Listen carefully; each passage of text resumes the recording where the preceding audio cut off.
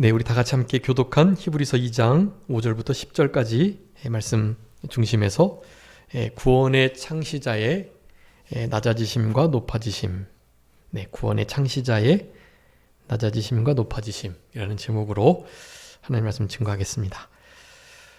여러분, 지금 이제 우리가 히브리서 2장 살펴보고 있는데요.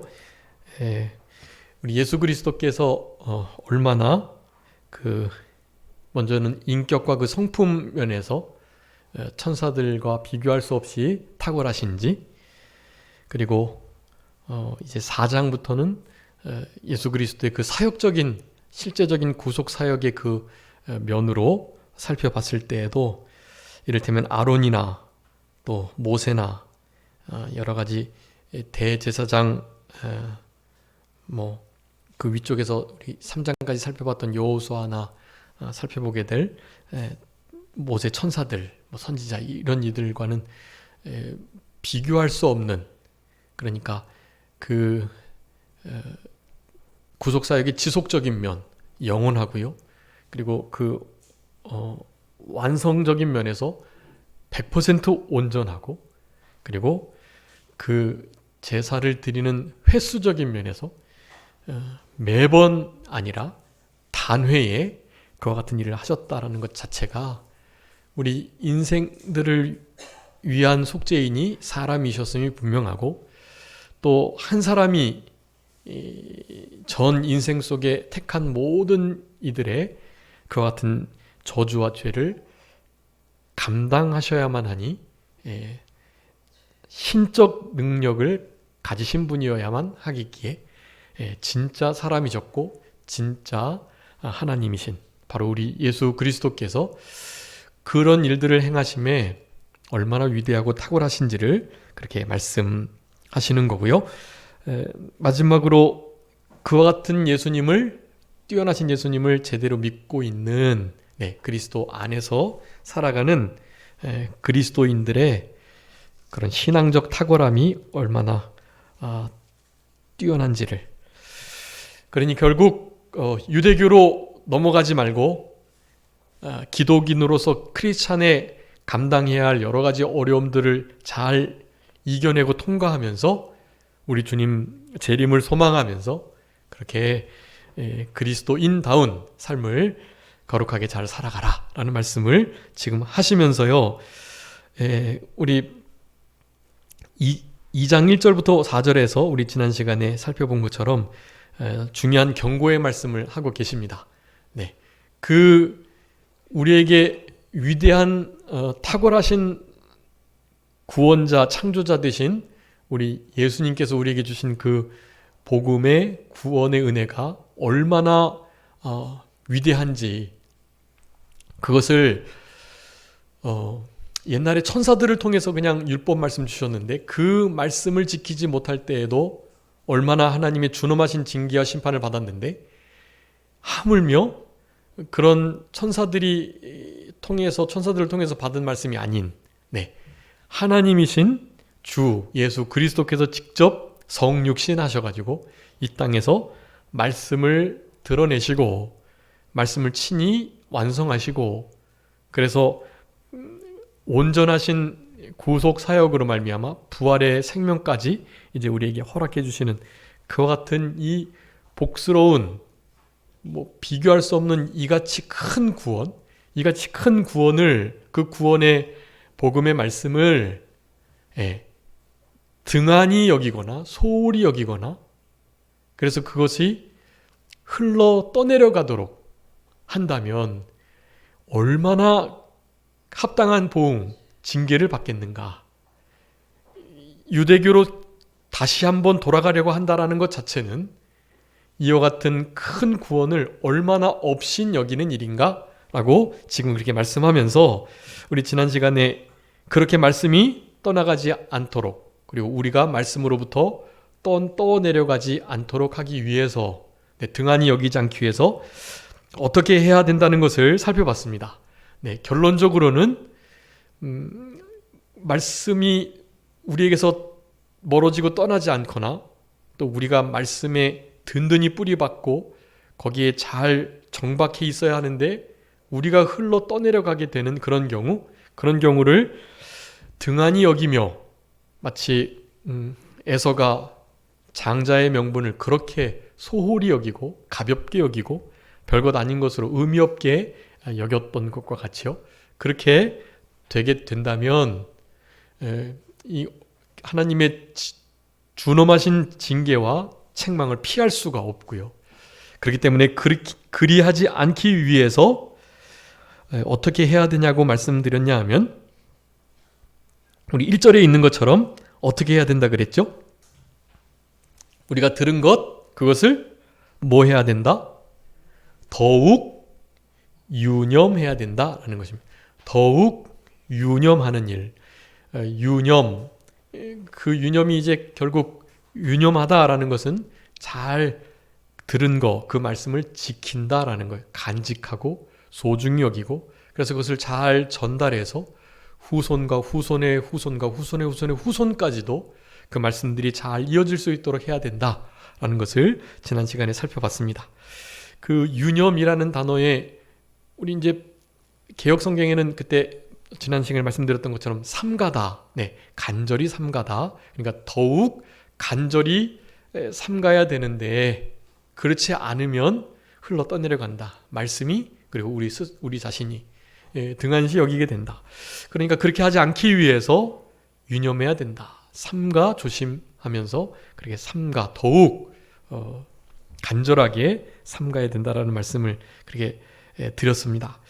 근데 그것이 이제 다른 말씀들의 같은 의미로 이렇게 창념하다 그런 단어로도 개역 성경에 쓰였는데요. 유념이라는 단어가 참 좋은 것 같아요. 유념. 잘 몰랐는데 사전을 한번 찾아보니까요. 이 유념이라는 말이 이 본문에 진짜 말씀을 흘러 떠내려가지 않고 등한히 여기지 않는 아주 중요한 방편인 거예요. 여러분 유념이 무슨 뜻 같으세요? 유념. 그냥 딱 들으시면 어떤 뜻이 생각나시나요? 유념하다. 야 이거 너희들 유념해? 라고 말하잖아요. 유념.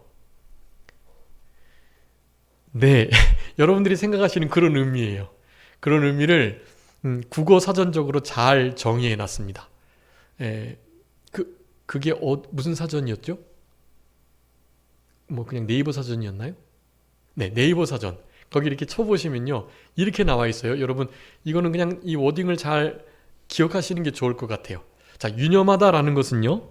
어떠한 것을 잊지 않거나 혹은 소홀히 여기지 않기 위하여 그것을 마음속에 깊이 기억하고 생각하는 것.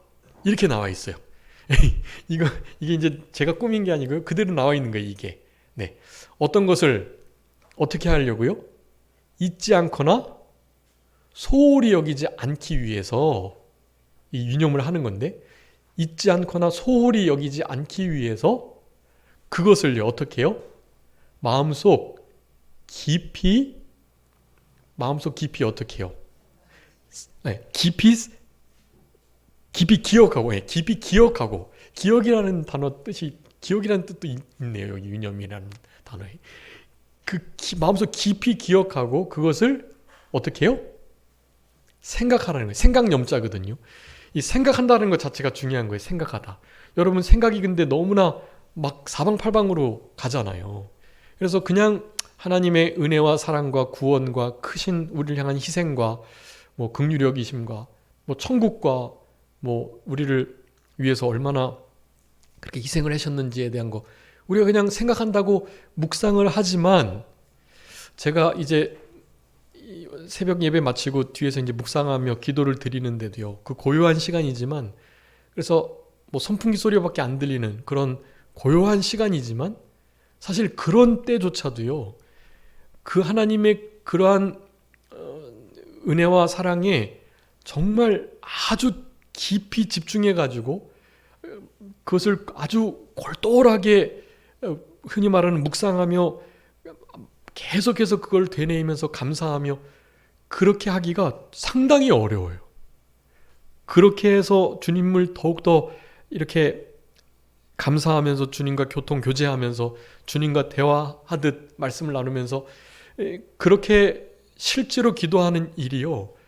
그것이 실제로 1시간 정도 하기가 되게 어려워요. 네.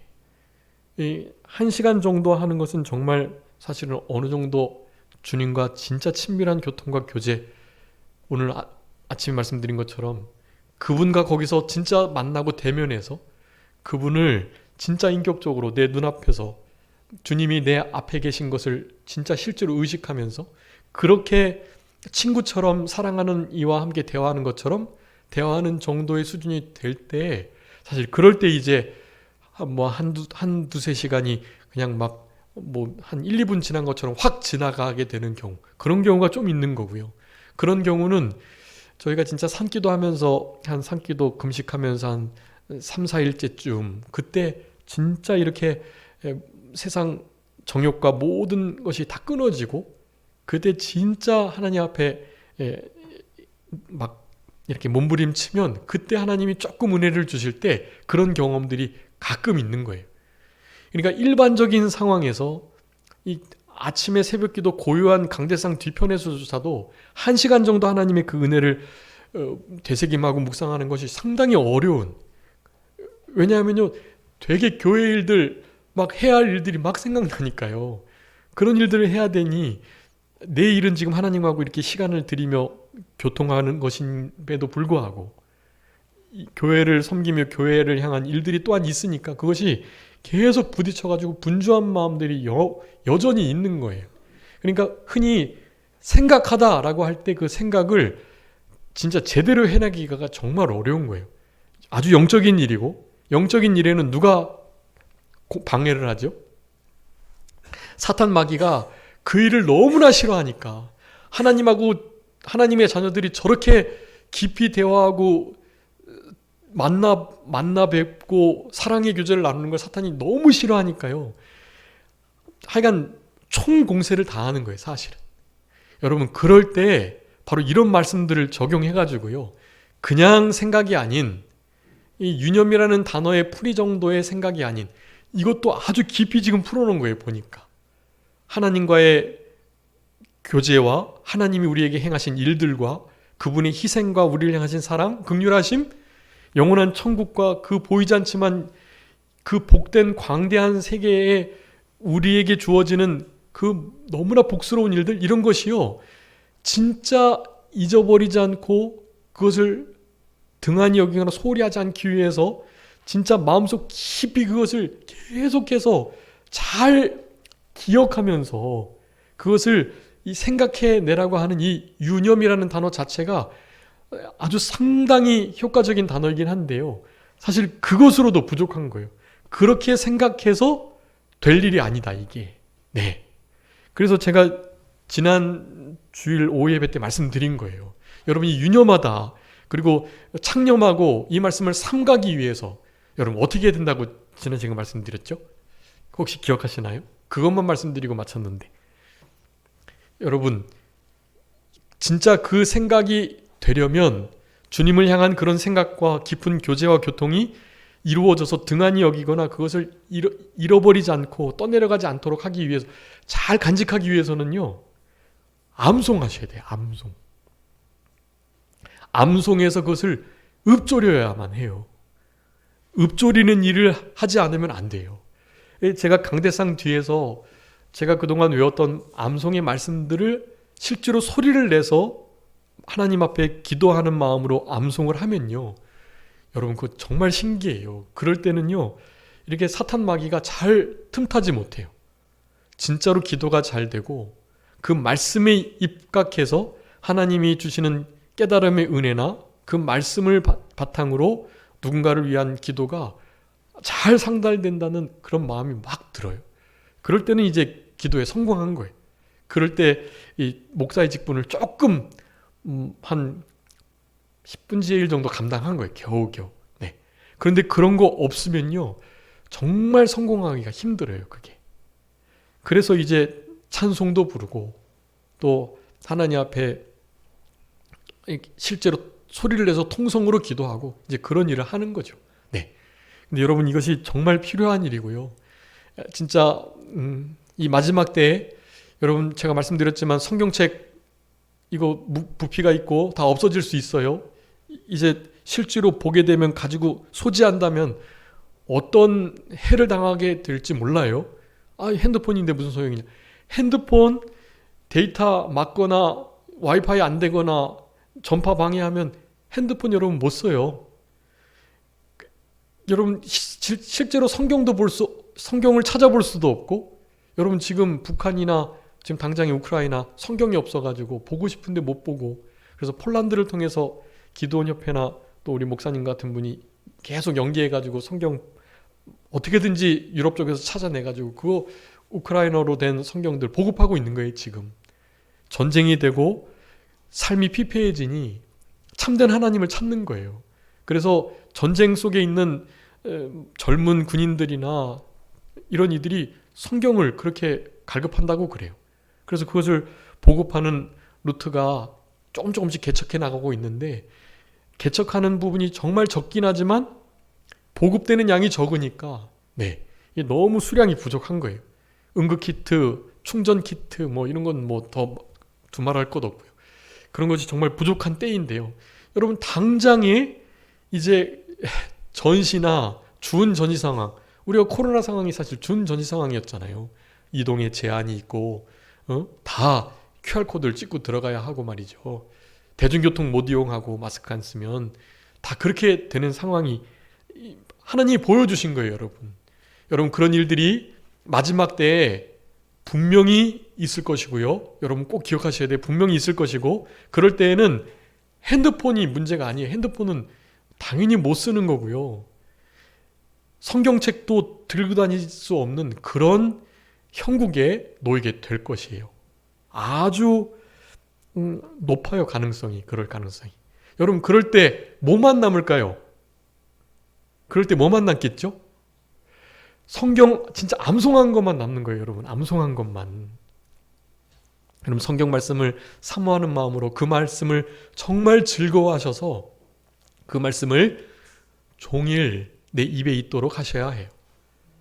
여러분이 무슨 일을 하시든 그것은 부업으로 생각하시고, 내 주업은 영원하신 주님의 말씀, 그것을 내 심령에서 되뇌이고 고백하고 그 말씀을 묵상하고 그 말씀을 계속 읊조리면서 그 말씀이 읊조려질 때 우리 주님과 교통이 연결이 되고, 그래서 주님 앞에 모든 포커스가 맞춰져서 주님을 바라고 주님을 기대하고 기다리며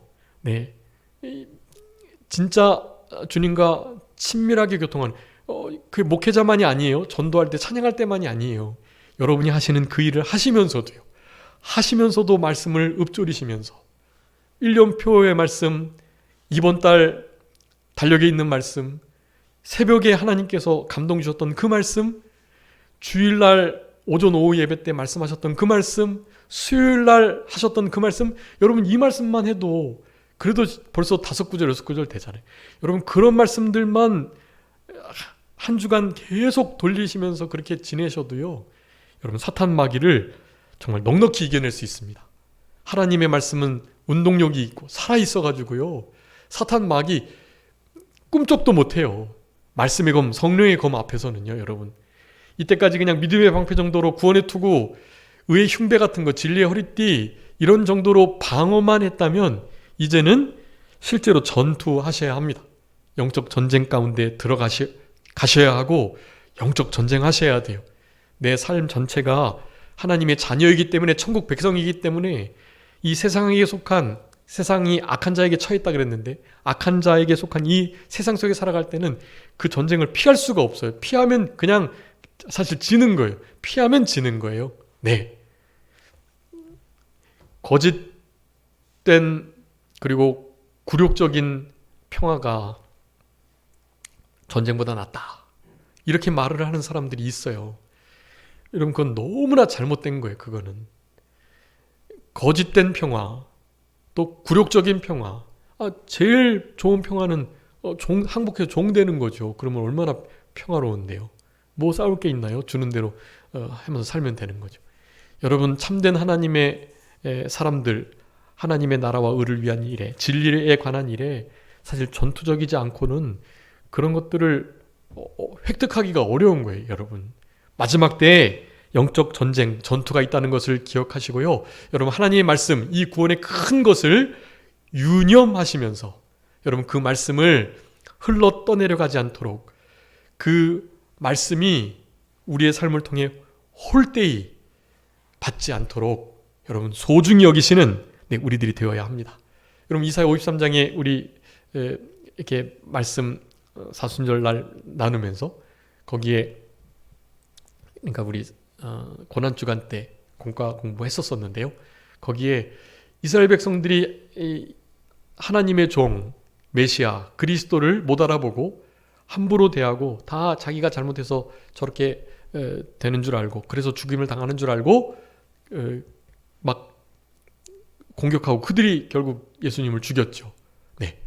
그런데 그 글을 쓰고 있는 우리도 저를 귀하게 여기지 않았다. 우리도 저를 귀하게 여기지 않았다라고 말씀하는 거예요.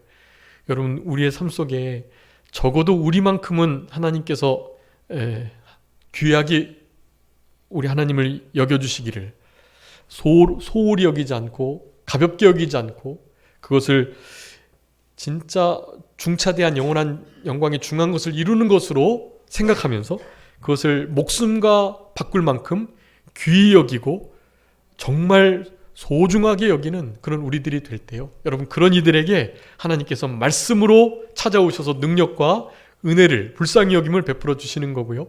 여러분, 그런 자들이 그렇게 유념하여 말씀을 늘 암송하며 읊조리며 그렇게 살아갈 때 여러분, 우리가 세상 물결에 흘러 떠내려가지 않고 우리의 진리의 말씀이 우리에게서 흘러가지 않고 등한히 여기지 않고 그렇게 이 큰 구원에 감사감격하며 남은 때를 살아갈 수 있게 된다라는 것을 말씀하는 것입니다.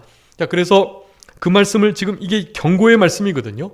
여러분, 그 히브리서에는요 크게 4가지 경고가 나와요. 히브리서는 아주 신학적 성경이긴 한데요. 그래서 예수님의 얼마나 탁월하심을 아주 조직적으로 신학적으로 막 설파하고 있거든요. 그런데 그 가운데 우리의 신앙생활에 접목해서 이를테면 오늘 2장 1절부터 5절 같은 4절 같은 말씀이에요. 너희들 이와 같이 큰 구원, 우리 주님이 얼마나 위대하신지, 주님의 그 우리에게 베풀어 주신 구원, 그거 소홀히 여기지 마라. 그거 얼마나 소중한 건지 알 수 없다.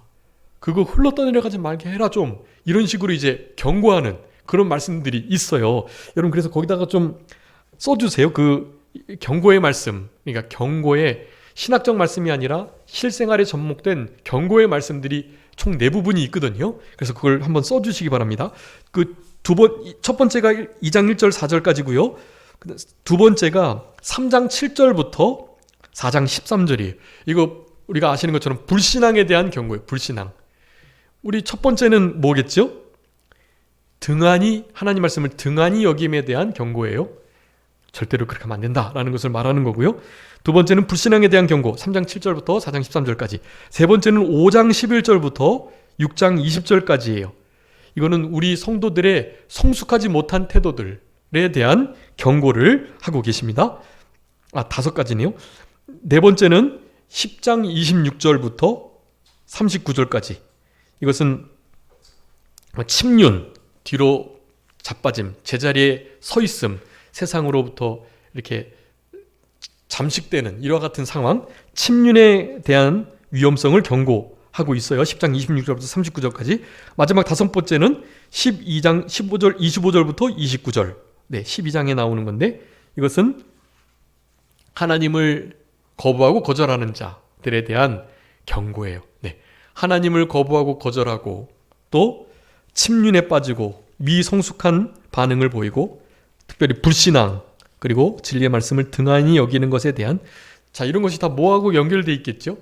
지금 이 히브리서를 받는 이 수신자들이요, 사실 그와 같은 상황에 지금 빠져 있기 때문에, 거기 지금 그렇게 빠져 있을 때가 아니야. 우리가 가지고 있는 이 진리, 우리 주님이 얼마나 위대한 분인데라는 것을 말하면서 그 자리에서 돌이키도록 우리에게 권면하고 있다라고 할 수가 있겠습니다. 다시 한번 이제 신학적 말씀으로 돌아가고 있는데요.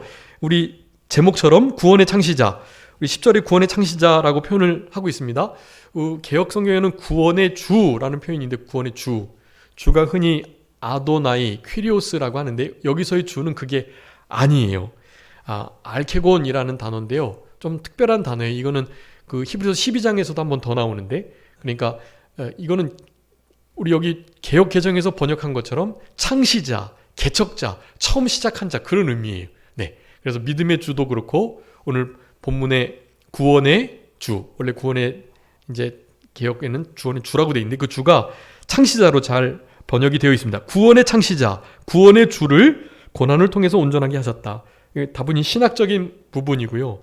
우리 빌립보서 2장에 있는 것처럼 우리 예수님의 비하와 승귀, 예수님이 낮아질 대로 낮아지시고 뭐 십자가에 죽기까지 죄인 취급받으시고 온 저주와 핍박과 모욕을 다 받으시면서 물과 피를 다 쏟아지고 실제로 돌아가셨죠.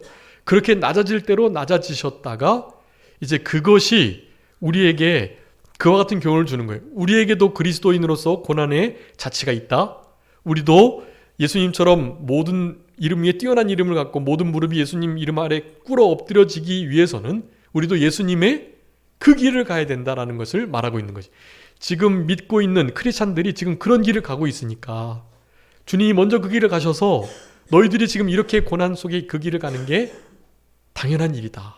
네, 당연한 일이니까 그걸 잘 견디고 믿음으로 잘 감사함으로 이게 통과해내고 주님이 높아지신 것처럼 너희들도 높아져야 한다라는 것을 말씀하고 계시는 거예요. 그런데 우리 주님의 계획 속에 이것도 어떻든 신학적인 면이죠. 우리 주님의 그 작정상 예정상 그렇게 하시는 거예요. 주님께서 낮아지셨다가 높아지시는, 죽으셨다가 살아나시는. 네, 여러분 이 구원의 복음에도 반드시 죽음이 포함되어 있다는 것이 아이러니하죠. 복음에 죽음이 포함되어 있는 거예요. 그 죽음이 없이는 복음이 시작될 수 없기 때문에 그렇거든요. 복되려면 그 죽음의 상황을 누군가는 대신 희생함으로 반전시켜야만 하기 때문에요. 복음 안에 죽음이 있는 거예요. 여러분 구원 안에 심판, 지옥이 있는 것과 마찬가지로 천국이라는 단어를 생각하면 당연히 지옥을 생각하셔야 되는 것과 같은 거예요. 주님께서 부활의 영광스러운 즐거움에 참여하시고 그 부활의 영광 속에 모든 이름이 그분 아래 꿇어 엎드려졌다라는 것은요, 당연히 그분이 십자가까지 죽기까지 복종하셨던 그 일이 있기 때문에 가능한 것. 지금 그것을 신학적으로 말하면서 야 너희들 지금 그렇게 어렵고 힘든 상황을 맞는 것이 당연한 일이다. 우리 주님도 심지어는 그런 고난을 통해서 온전케 되셨다라는 것을 지금 말씀하고 있는 거예요. 자, 제목처럼 우리 창조자, 구원자 되시는 구원의 창시자, 그분의 낮아지심과 높아지심, 이것이 어떤 의미를 갖는지 알겠죠? 여러분 우리도 믿음으로 구원받은 자로 예수님의 뒤를 따라가는 제자로 이 땅을 살아가게 되면 반드시 믿음 때문에 애매히 당하는 고난, 하나님의 나라 후사가 되기 위하여 우리의 인격이 다듬어지고 만들어지기 위하여 당하는 반드시 환난과 역경, 어려움이 있을 수밖에 없다. 그것은 너무나 당연한 일이고, 그렇지만 거기서 끝나는 것이 아니니, 망하라고 그렇게 하시는 것이 아니니 우리를 다시 한번 높여주실 것이니까 이런 믿음으로 우리의 현 처지와 상황을 잘 이겨내라 라는 것을 우리들에게 말씀해주고 계시는 것입니다. 자, 그래서 5절의 말씀 보면 하나님이 우리가 말하는 바 장차 올 세상을 천사들에게 복종하게 하려 하심이 아니다 라고 말씀합니다. 여기 장차 올 세상은요, 당연히 천국, 구원의 세계라고 할 수가 있겠죠. 그 구원의 세계에서 우리가 왕노릇할 거예요. 먼저 천년왕국에서 왕노릇할 거고, 영원한 그 나라에서도 거기도 당연히 부리는 천사로 영적인 천사들이 다 심부름을 하게 돼요.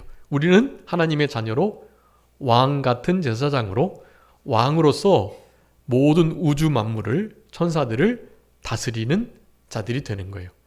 이 천사들에게 나중에 올 세상을 그렇게 다스리도록 그 세상을 천사들에게 복종시키려고 하신 것이 아니다라는 것을 말하는 거예요.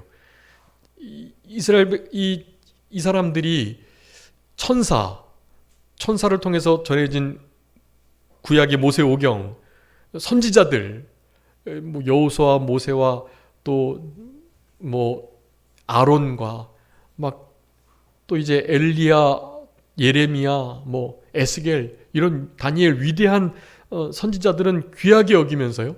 우리 예수님 그런 이들과도 비교할 수 없을 만큼 별로 아닌 것으로 등한히 여기는 그런 일들이 지금 있기 때문에 말씀을 하는 거예요.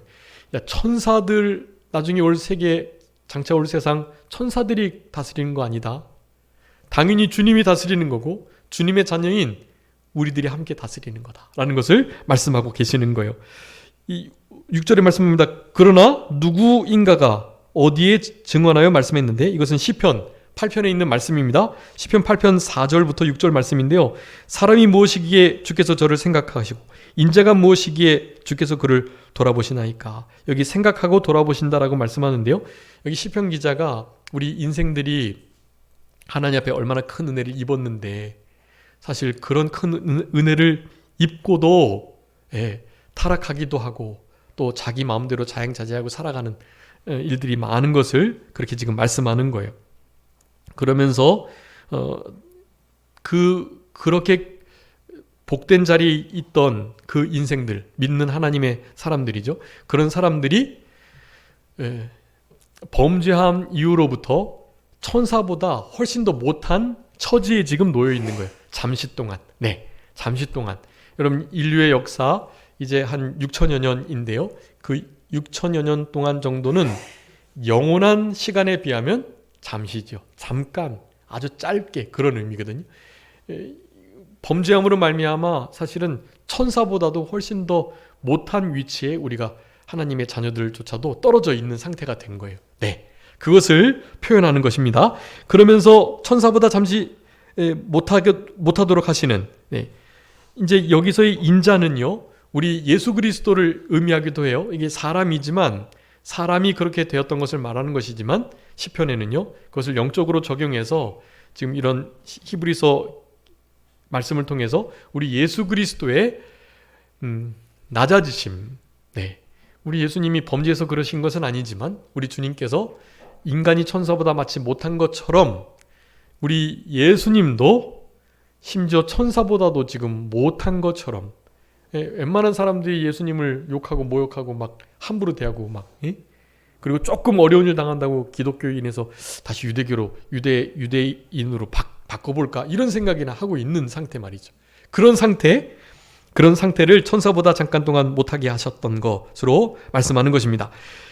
그 특별히 천사보다 한참 못하게 된 것은 결국 십자가에 죄인 취급받으시고 못 박혀 죽으셨다라는 사실이죠. 얼마나 천사보다 형편없는 대접을 받으신 거예요. 그럼에도 불구하고 영광과 존귀로 관을 씌우셨다라고 말씀합니다. 우리가 인생이 천사보다 지금 못하지만 나중에 우리가 예수님 믿고 천국에 가면 어떻게 될까요? 천사가 우리를 수종들며 우리는 그 천사를 다스리는 진짜 우리 하나님의 자녀, 왕들이 되는 거예요. 그때는 우리가 천사들보다 능력이 못지 않아요. 훨씬 더 탁월한 능력을 갖게 됩니다. 우리가 부활체를 입게 되면 말이죠. 비록 우리가 지금 부활체를 입지 못해서 영물인 천사보다 실제로 모든 면에서 지혜나 여러 가지 능력이 떨어지지만 일단은 천사 자체가 시공간을 천사도 초월하는 존재예요. 우리는 그렇지 않잖아요. 그런 면이 일단은 못하게 된 상태인 것입니다. 그렇지만 마지막 때는 이제 장차 올 세상 그곳에서는 우리가 그들보다 차원이 다른 존재로 나타나게 될 것, 영광과 존귀로 관을 쓰게 될 것이라는 말을 합니다. 그러면서 만물을 그 발 아래 복종케 하셨다라고 말씀하는데요. 여러분, 우리 만물을 예수님 발 아래 일단 이미 꿇게 하셨어요. 일단은. 그런데 그것이 아직 온전케 된 것은 아닙니다. 그것을 우리 신학적으로 지금 설명하는 거예요. 8절에 보면 만물을 그 발 아래 복종케 하셨는데 만물로 그에게 복종하게 하셨기 때문에 복종하지 않은 것이 하나도 없어야 하겠지만, 그런데 있다라는 거죠. 복종하지 않은 것이 있다라는 거예요. 지금은 아직까지도 조금 못하게 된 상태인 것입니다. 만물이 사실 우리의 복종, 다스림 아래 있어야 되는데 우리가 그렇지 못하고 있죠. 또 지금도 물론 하나님께서 하시고자 하면 하실 수 있지만 하나님이 그냥 내버려 두시는 가운데 있어요. 왜냐하면 일단 이 세상을 하나님께서 악한 자 가운데 처하게 하셨고, 악한 자가 자기가 할 수 있는 대로 최대한 하나님 나라와 믿는 자들 향하여 공격하도록 하나님께서 그렇게 계획을 해 두셨어요. 그래서 당분간은 복종하는 일이 없게 됩니다. 아직까지는 완전히 복종하지 못하게 되는 거예요. 자, 그것을 지금 말씀하는 거고, 9절에 보면 오직 우리가 천사들보다 잠시 못하게 하신 거, 그렇게 하심을 입은 자는 곧 죽음의 고난을 받으신, 그래서 그것으로 영광과 존귀와 관을 쓰신 예수 그리스도이시고, 예수 그리스도께서 이것을 이렇게 행하시는 것은 하나님의 은혜로 말미암아 모든 사람을 위하여 죽음을 맛보려 하십니다. 자, 여러분, 이게 참 중요한 부분인데요. 우리 예수님께서 이렇게 점점 천사보다 못하게 된 상태, 그리고 심지어는 만물을 제대로 복종케 하시지 못하는 상태에 지금 놓여 계시는데, 그것은 결국 주님께서 끝까지, 그러니까 죽음에까지 지옥의 고통을 맛보시는 그러한 역사를, 여러분, 우리 주님께 대한 지옥 고통은요, 실제로 음부에 내려가셨다라는 의미가 아니라, 일단은 뭐 육체와 영혼이 분리되는 그 죽음도 맛보셨고요. 근데 진짜 죽음을 맛보신 게 뭐냐 하면, 우리가 아시는 것처럼 우리 엘리 라마 사박다니 하면서 나의 하나님 어찌하여 나를 버리셨나이까 하셨거든요. 여러분, 하나님께서 진짜 예수님을 죄인 취급하시고 하나님의 공의 앞에 우리 예수님을 죄인으로 인정하시고, 하나님께서 예수님께 모든 하나님의 죄에 대한 저주와 형벌을 다 쏟아 부으신 거예요. 그래서 그때 진짜 우리 주님이 영원히 단절이 되신 거예요, 하나님과. 네, 이 신학적으로는 어떻게 설명해 볼 수 없는 건데, 삼위일체, 하나님의 신비의 역사와 버금가도록 좀 어려운 부분인데요. 성삼위 하나님 일체이신 그분이 끊어질 수 있느냐에 대한 물음이 계속 되는 거고요. 그렇지만 이 죽음을 맛보신다는 면에서 육체의 죽음뿐만 아니라 영의 죽음도 맛보셔야 되기 때문에 끊어지셨다라고 보셔야 하는 거예요. 그런데 끊어지자마자 어떻게 됐죠? 예수님의 온전하신 의로 바로 사신 거예요. 네, 바로 부활하신 거예요. 그 영혼이 하나님과 단절이 되셨다가 바로 그것을 경험하시고 바로 하나님과 다시 연결이 되신 거라는 것을 여러분, 우리가 기억해야 됩니다. 그러니까 우리 주님이 히브리서 4장에 있는 것처럼 우리의 모든 것을 뭐 하신 분이다? 체휼하신 분이다. 네, 체휼하신 분. 네, 체휼하신 분이기 때문에요, 우리가 가지고 있는 아픔을 다 아세요. 주님이 영원히 안 죽어보셨으니까 영혼의 고통을 아실란가? 아세요. 다 아시고 우리를 넉넉히 때를 따라 돕는 은혜로 우리에게 가장 좋은 것으로 우리를 체휼하신 그분께서 우리를 넉넉히 도우세요. 여러분, 그것을 우리가 믿고 감사하면서 우리 주님께서 얼마나 위대하신 분인지를 잊지 않는 우리들이 되어야 하는 것입니다. 그 구원의 창시자를 고난으로 온전케 하셨어요. 우리는 그 고난의 자체를 따라가야 될 자들입니다. 여러분, 이 말씀 하나 읽고 말씀을 마치도록 하겠습니다. 우리 히브리서 5장인데요. 8절 9절 한번 읽어주세요. 몇 번 내가 살펴봤었는데, 그가 아들이시면서도 받으신 고난으로 순종함을 배워서 온전하게 되셨은즉 자기에게 순종하는 모든 자에게 영원한 구원의 근원이 되시고. 아멘. 여러분, 우리 예수님도 아들이시라도 고난으로 순종함을 배우셨다 그랬어요. 네, 그래서 온전케 되셨대요. 몰래 불완전한 분이었다는 게 아니에요. 이 일을 이루도록 우리에게 본을 보이시며 그 모든 것들을 우리 주님께서 스스로 잘 구비하셨다, 그런 의미예요. 원래 불완전한 분이 아니시고 원래 완전한 분이시지만 우리에게 본을 보이시려고 잘 구비하셨다라는 거예요. 우리도 그 길을 따라가는 우리들이 되어야 될 것입니다. 여러분, 우리가 기다리는 것은 이제 만물이 우리에게 복종하듯이 하나님의 자녀를 만물이 기다리는데요. 만물 통치, 만물 회복, 만물 구속, 만물 복종, 만물 통일, 만물 충만.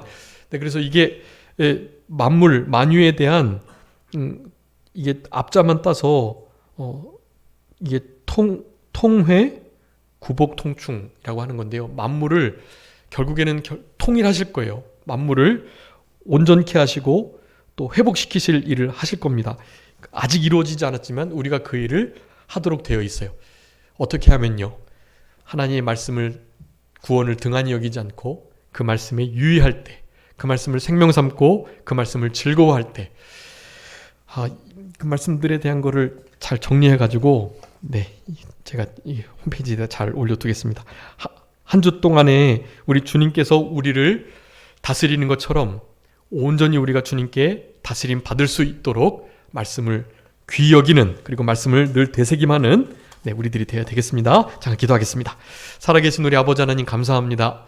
우리들에게 구원의 창시자 우리 예수 그리스도께서 낮아지셨다가 높아지신 것에 대하여 진리의 말씀을 증거하시는 히브리서의 말씀을 통해서 우리의 삶 속에서도 주님과 같이 애매히 고난당하고 복음으로 믿음 때문에 신앙 지키다가 여러 가지 어려움을 당할 수밖에 없는 상황이 반드시 오게 될 것인데, 그런 일은 당연한 일이고 그런 일을 당하고 있을 그때가 하나님의 은혜의 때인 것을 기억하며 우리가 그런 모든 어려움들을 잘 믿음으로 통과하면서 그렇게 승리하기 위해서는 하나님의 진리의 말씀, 우리가 들은 바 이 큰 구원의 복음, 이 큰 구원 자체를 결코 등한히 여기거나 소홀히 여기지 않도록, 그것을 흘러 떠내려가지 보내지 않도록 그 복된 말씀을 우리의 심령 속에 잘 새기고 읊조리며 암송하며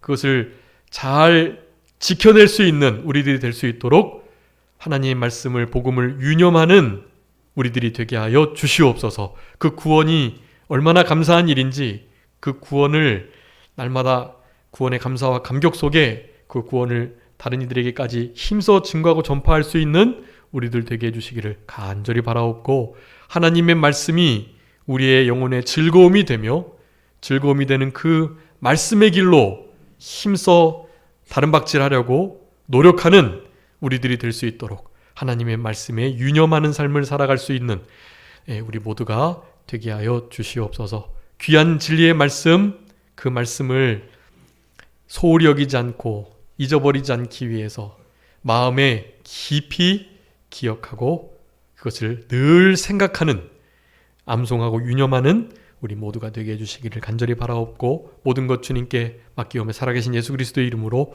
기도 올리옵나이다. 아멘.